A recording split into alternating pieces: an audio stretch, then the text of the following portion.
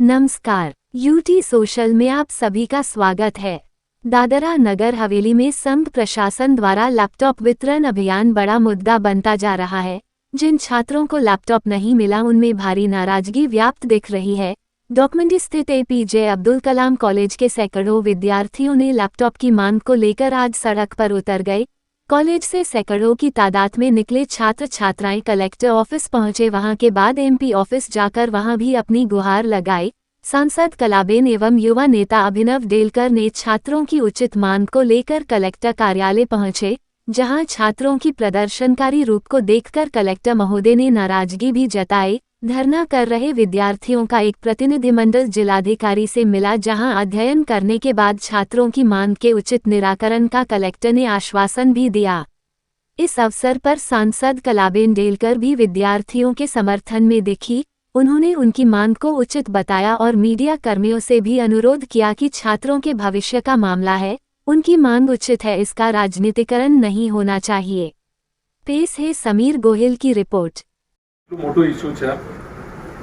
Collector સાહેબ સામે આપણે રજૂઆત કરી, આપણે એમને પણ નોલેજ નથી કે કયા સ્કીમમાં સેટ કરવાનું કે પછી એમને પેલું વસ્તુ પણ હજુ સુધી ડેવલપ નથી કરેલું। આપણે શેના માટે પીજી માટે તો મારી ખ્યાલથી અમુક સ્ટુડન્ટ્સ પહેલાં મળી આવ્યા હતા, એમની ચર્ચા થઈ, પણ પછી મારી બી એમના સાથે ચર્ચા થઈ।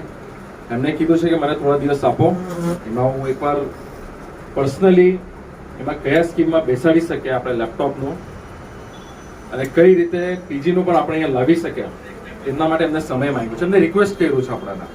એટલે પર્સનલી મને કીધું કે મને થોડો ટાઈમ આપો, મેં આ પર વર્કઆઉટ કરીશ।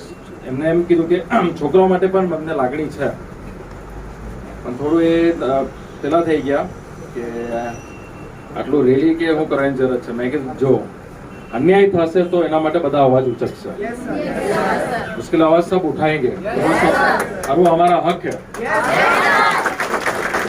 तो जैसे पहले कहा, ये हमारी पहली लड़ाई है, हमने आज आवेदन दिया है। कोशिश ये करेंगे कि दिल्ली में भी એટલે દિલ્હીમાં પણ આપણે આજે પણ આપણા સાંસદ છે જ, દિલ્હીમાં પણ આપણે રજૂઆત કરશું। એવું લાગે તો એજ્યુકેશન મિનિસ્ટર સાથે વાત કરશું, એચઆરડીમાં આપણે એકવાર લખી દઈશું, ઓન રેકોર્ડ લાવશું આ વસ્તુ કે અહીંયાના આપણા સ્ટુડન્ટ્સોને લેપટોપ નથી આપવા મળતું અને સાથે સાથે અહીંયા જે પીજીનો કોર્સ છે તે પણ અહીંયા હજુ સુધી આવ્યું નથી। તો આ બે વસ્તુ આપણે પર્સનલી એડમિનિસ્ટ્રેશન લેવલે હું જોઈશ અને દિલ્હી લેવલે પણ આપણે બંને જગ્યાએ આપણે રજૂઆત કરશું। એક વસ્તુ મગજ બનાવી લો, આજેની કાલેની મહિના પછી આ બે વસ્તુ આપણે ઇમ્પ્લિમેન્ટ કરશું ને કરશું જ। જ્યાર સુધી એનું પરિણામ નહીં આવે, जब तक इसका रिजल्ट नहीं आएगा, मैं यही कहना चाहता हूँ कि सब एक साथ रहो। ये ताकत આજે કદાચ અહીંયા 1000-2000 છે, કદાચ 6 મહિના પછી પણ જ્યારે લડાઈ કરવાનું આવે, जब लड़ाई करना पड़े 6 महीने के बाद, ये 1000-2000 होने ही चाहिए। બધા ઓકે છે એનાથી? हमारे पर विश्वास है बताना है। एक वस्तु तुमने अपन कह दो, आप सभी को कहना चाहता हूँ, हमारी विचारधारा मोहन डेलकर की विचारधारा है। सब जानते हो कि नहीं जानते हो? वो विचारधारा, ये विचारधारा આપણે નગર હવેલીમાં આવતા 25 ની 50 વર્ષ આપણે લઈ જશું। જે મોહન ડેલકરના મારા પિતાજીનો આપણા લોકલાડીના नेता હતા, એમનું સપનું પૂરું કરવાનું ખાલી हमारी जिम्मेदारी नहीं, हम सभी की जिम्मेदारी है। तो उसमें सब भागी होंगे कि नहीं होंगे? सब साथ रहेंगे कि नहीं रहेंगे?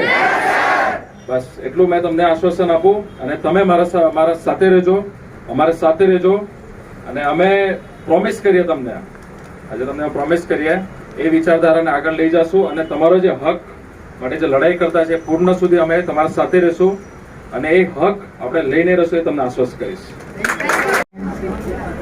આભાર કે તમે બધાએ હિંમત કરી, પોતાના હક અધિકાર માટે જાગૃત થયા। અભિભાઈ તમારી સાથે આવ્યા, કલેક્ટર સાહેબે પણ સમય માંગ્યો છે કે થોડો અમને ટાઈમ આપો સ્ટડીઝ કરવા માટે। આપણે જોઈએ જેટલા દિવસ એ લોકોએ ટાઈમ પીરિયડ આપી છે એમાં આપણે શાંતિથી એ લોકોને વેઇટ કરીશું. નેક્સ્ટ વખતે કદાચ એવું લાગશે તો હું પણ આવત પણ હું નેક્સ્ટ ટાઈમ જરૂર તમારી સાથે આવીશ અને જ્યાં જેવી રજૂઆત કરવાની હશે તો કરીશું. આજે આપણે અચાનક જ તમે કલેક્ટર ઓફિસમાં ગયા, તમને સાંભળવામાં નહીં આવ્યા, અહીં તમે આવ્યા. મીડિયાગણને પણ હું ખાસ વિનંતી કરીશ કે આ સ્ટુડન્ટ્સની માંગ છે એમાં તમે પોલિટિકલી કોઈ ઇસ્યુ નહીં બનાવતા. કેમ? છોકરાઓનો ભવિષ્યનો સવાલ છે અને માંગ, હક, અધિકાર આપણે પૂરો કરી શકીએ એમાં તમારો પણ સહયોગ એટલો જ જરૂરી છે, અમારો પણ સહયોગ એટલા માટે જરૂરી છે. હું અભિનવ હવે જનપ્રતિનિધિ છે. કદાચ કોઈ જગ્યાએ એ લોકોને નહીં સાંભળવામાં આવે તો સ્વાભાવિક એમને જવાબદારી બને કે આપણે એમપી પાસે જઈએ, આપણા સરપંચો પાસે જઈએ, એક જવાબદારી બને ને એ સાંભળવાની જવાબદારી અમારી પણ હોય.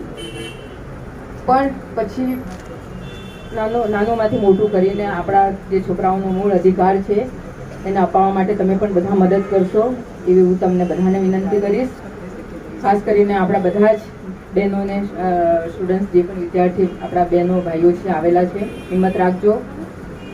આ એક લેપટોપ કંઈક બહુ મોટી લડાઈ નથી, નાની જ લડાઈ છે, પણ એક એ લોકોની ભાવના આપણને ખબર પડે કે સ્ટુડન્ટ્સ માટે પણ એ લોકોનું દિલ મોટું હોવું જોઈએ. 20-25 હજાર કરોડ રૂપિયાનું બજેટ આપણા પ્રદેશમાં આવ્યું હોય, આપણને રસ્તા, પાણી, લાઇટ નહીં મળ્યા, અમે લડ્યા, પણ જ્યારે સ્ટુડન્ટ્સની વાત આવે ત્યારે એક દિલ્હી લેવલે પણ એક એવી પોલિસી કરેલી છે કે જ્યાં સ્ટુડન્ટ્સની વાત આવે એમાં તમારે બધાએ જ કોઓપરેટ કરીને સ્ટુડન્ટ્સને ઈચ્છા પૂરી કરવાની. એમાં તમે ઇન્ફ્રાસ્ટ્રક્ચરની વાત કરીએ, સ્ટડીઝની વાત કરીએ, ટીચરોની વાત કરીએ કે જે પણ જરૂરત હોય એમાં. પણ હવે તમને આજે ત્યાંથી આપણા પ્રધાન આવે, લેપટોપ માટે જાહેર કરે, હવે તમારા 2,000-2,500 જેવા સ્ટુડન્ટ્સ માટે જ આપવાનું છે. તો એમાં થોડું દિલ મોટું કરીને એ લોકોએ પણ પોલિસી બનાવવી જોઈએ. અમે પણ રિક્વેસ્ટ કરીશું ને આવતા દિવસોમાં તમે શરૂઆત કરી છે, પૂર્ણ પણ આપણે કરીશું, માંગ પણ કરીશું ને એ માંગ તમારી પૂરી થાય ત્યાં સુધી આપણે બધાએ લડાઈ લડવાની છે. લડાઈ નથી, આપણે માંગ છે, એમને રજૂઆત કરીશું. અહીંયા નહીં સાંભળે તો દિલ્હી જઈશું, દિલ્હી વાત કરીશું. હા, પણ અહીંથી આપણે છોડવાનું નહીં. આજે તમારી સાથે થયું, નેક્સ્ટ ટાઈમ બીજા સ્ટુડન્ટ સાથે થાય, એના કરતાં બેટર છે કે તમારાથી શરૂઆત થઈ. એટલા માટે બધાને વિનંતી કરીશ કે તમે જે આજે કલેક્ટર સાહેબે જે ટાઈમ આપ્યો છે, જે તમને સાંભળ્યા છે, તમને જે વાત કરવામાં આવી છે હું પણ સાંભળીશ કેવી રીતના આપણે આગળના દિવસમાં શું કરવાનું છે તે. એમને પણ મોકો આપણે આપીએ, ટાઈમ આપીએ ને એટલી હોપ રાખીએ કે જરૂર સારું જ થશે. ને ખાસ કરીને તમને બધાનો ખૂબ ખૂબ આભાર. તમે એકજૂટ થઈને અહીંયા સુધી આવ્યા એ બદલ ખૂબ ખૂબ બધાને આભાર. એકજૂટ રહેજો.